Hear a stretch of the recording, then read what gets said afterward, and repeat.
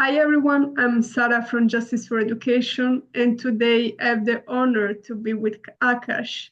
Akash is in India right now, and he will talk about Pehchaan, the street school. So thank you very much for being here, Akash. Thank you, Sarah, for having me here. Thank you. So, Akash, can you introduce a bit yourself? What do you do?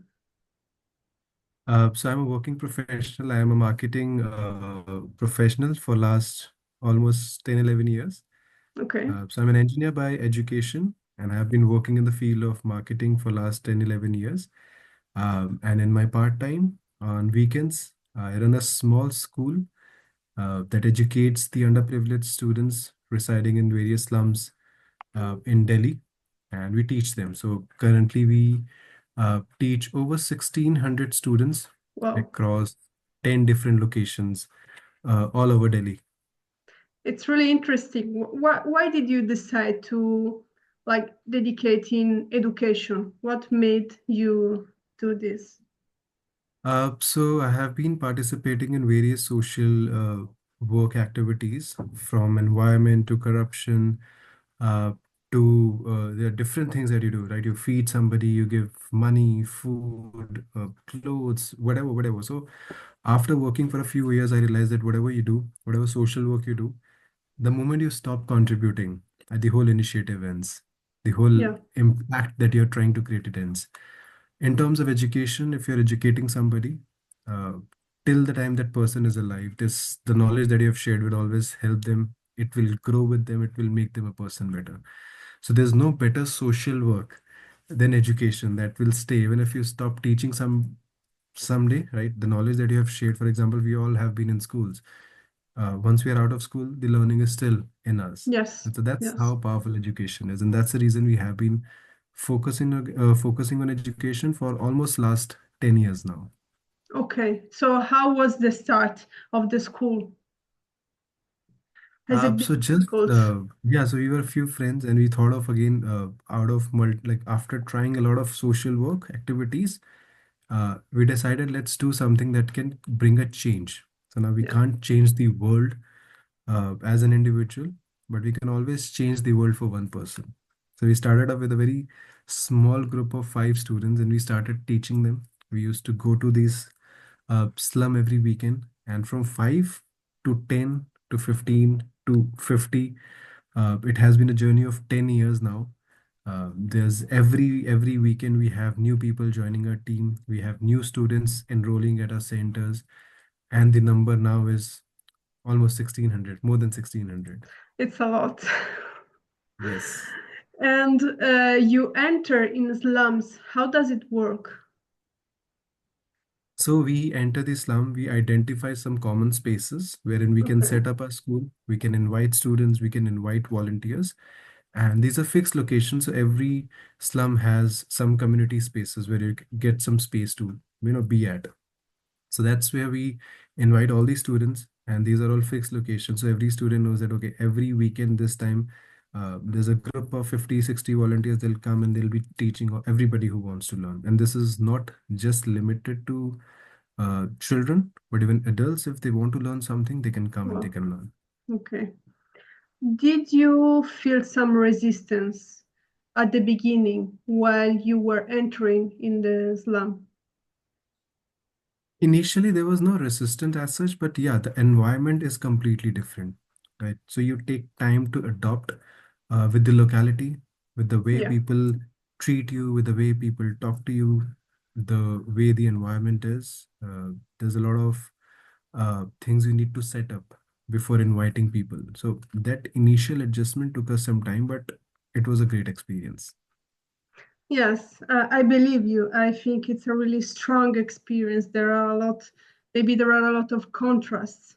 I don't know how it can be, but I just think that there are a lot of also things to do to change the reality in the slum. Is there a big difference between the slum and the city? Yes. The first thing is motivation. Most of the people who come from slums, they have never seen their family do a decent job, or their families to own a decent device for that sense. There are a lot of things that they have never seen, they have never experienced. Most of them, they don't know how to speak to people, how to speak to your neighbors, how to speak to your friends, how to talk to women around you. They have never seen a formal environment, a professional environment. So that's the difference that we have. So once a person from a city goes to the slum and they teach, they interact with these children, the first thing that they get is they get an understanding that, okay, this is also a world where people live in. This is how they talk. This is how they dress up. This is how they behave. Right? They wash their hand when they come. So we should also wash our hand when we come to learn. So these are Yes. very basic things that you learn when you see people around you. And then these are the experiences that you only get once you physically visit or interact. Otherwise, having just verbal interactions won't help it. Yeah, you never stop learning. I think there is the possibility that a children can teach you in some way you could not even imagine. I don't Yes, know. yes. And I always tell people that handling one child is equivalent to handling 10 adults. Like Yeah, adults can share their emotions, they can talk to you, they can fake feelings. Children don't. They'll be what they are. They won't change for you. Right? So you'll have to make them adopt things, uh, but they'll be as real as they are. yeah, yeah. And I found really interesting the name Pehchaan, and I read in the website that means identity. So why this name? So Pehchaan in English, it means identity, right? The street school means uh, taking identity on streets. So when you pass by an Islam or a red light, you find a lot of these underprivileged children. So how we treat them is they are poor kids, and they are just random kids on streets. That's the definition. So when you're talking to a friend of yours, or if somebody of your family members would talk to you, they'll introduce that, okay, this is Sarah. She is this. She is doing this. She belongs to this family. She belongs to this background. She belongs to this country. She belongs to this community. But for all these people who come from underprivileged background, they don't have that identity. No, but everybody knows that they are just underprivileged. That's it. They don't have a background. They don't have a community. They don't have a school. They don't have a professional degree. So they don't hold any identity. So with the organization, we are trying to educate. And I guess education is something that gives you your identity. Nothing else in the world can give you your identity, right? So that's how the name came in. And you said right now that there are no schools in the slums. There are not schools at all in the slums. How does it work? There are schools nearby. Many of these students, they also go to school. But the problem with school education is if you don't get that moral support from your family. Now, because none of their family members, their relatives, their neighbors, their friends are educated. So even if you're going to school, if when you come back, if there's nobody who asks you, what did you learn today? Did you understand what the teacher told you? There's no moral support for them. Yeah. So that's the reason most of these people, they drop out in the very early age of their school because they don't have that moral support. So we act as a moral support to them for both who are going to school and for both the other partners who are not going to school, and the third segment, which is a dropout student. So we cater to all the three students. And do you think in general the Indian educational system works, or there are some problems in general in the Indian educational system? See, I guess education has to be taken in two ways. One is what you learn in your school, in your colleges. Second is what you learn at your home, at the environment where you live in. And so even if you learn something in school, you need that basic support, which we usually call as coaching centers, right? We call as extra classes. We have tuitions for that sense. Right? They're online training programs as a complementary thing, as an additional thing to your normal schools. So whatever you learn in school, if there is no support to that from your family, from friends, or maybe from your mentors, uh, it's like half cooked thing that you're getting. Yes. Yes. And so after a point, it just goes at a like it goes out as a waste because you're you're learning something, but you're not memorizing it. Yeah.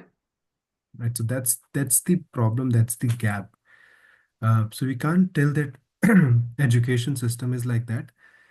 Maybe there's some basic additional support everybody as an individual needs, which is actually lacking. Okay. Okay. And I've seen in your really beautiful website, what do you do in your daily activities? And you provide material resources like books, and you also provide financial aid to these children. So you do it using the donations. Uh, how is it? Yes, so we run vocational centers, we sponsor education, we sponsor educational supplies, we organize extracurricular activities from dance, arts, theater, music. Then there are awareness sessions from good touch, bad touch, legal awareness, financial awareness.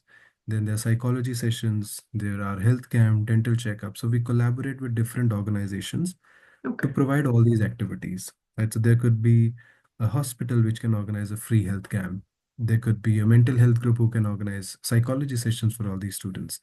There could be an influencer or an artist who can come and organize some free classes for these children. So there are multiple ways we collaborate with different partners to bring resources on ground. Okay. And I've also seen that you promote social cohesion. Why is it so important? Tough question. So, we believe that everybody needs a platform to grow, right? Everybody wants to grow, but they don't usually have visibility, guidance, support on how to move forward. So what happens is if you don't give people the right support, they'll end up doing something that is not right, that is not legal. Right? So giving equal opportunities to everybody is our aim, which means enabling students, adults, whoever they are, with education. And I guess education can change generations. It can leave an impact on the whole generation that you will be having after you. So if you're well educated, 100% sure everybody who comes after you will be educated because then you will be investing in education. So education is something which can change generations to come. And it is important for everybody to have equal access to education, to have equal access to educational resources in order to create a better generations ahead. Yeah. And I've seen also your values. Your values are empathy, inclusivity, innovation, responsibility. Why empathy, innovation, and responsibility? See, again, as I said, for most of us, this segment of this society, it's always just a category which is underprivileged. Right? We just consider them, okay, they're not of our level. Why do we even care about them? They're not giving us any benefit. Right? They are not going to help us in any ways. Right? So empathy is required because you're doing something selflessly. Yes, Right? You need to understand their emotions without asking something in return. Right? Then responsibility, because if you're investing in education, it's a responsibility. There's nothing that you can do randomly. Right? If you're feeding somebody, maybe you give them burger. It's okay if you don't give them a ketchup, or if you give them a coffee along with a burger. Right? Even the burger would work. But in terms of education, if you don't give it responsibly, if you don't give it with the basic understanding that this is important for this person, you cannot teach somebody half baked things, right? You have to be completely into that thing to educate.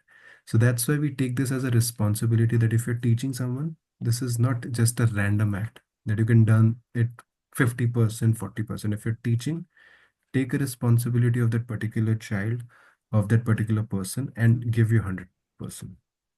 And so that's how the whole objectives have been defined.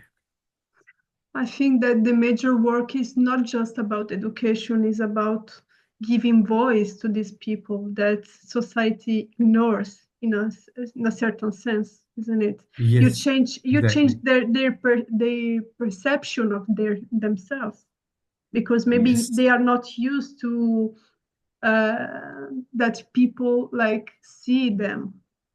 People are invisible, so you give voice to them. I think this is one of the bigger and the biggest change you promote. Yes, exactly. And I have two last questions. The first one is really practical. So, how can people that will listen your words contribute in some way? And the second one, to finish the interview, I would like to know a story about a specific child or an adult, because you also have adults, that impressed you the most in your activity in this school. Okay.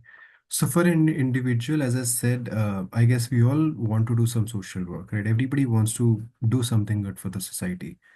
Uh, Again, wherever you're contributing for environment or whichever social work. Keep a budget, keep a resource, keep a percentage of your efforts for education, because nothing else can change the world, right? No development, no technology, no speed of internet, no highways can actually change the society. It can make the society look better, but eventually, if people are not educated, Yeah, nothing is gonna go, right? People will not even know how to use technology. yeah, Education is important. Invest wherever you can, whoever you can. Not in education, invest in individuals. Even if it means one child per person, go. Invest your time, efforts, build a future, and we'll see a better generations coming up.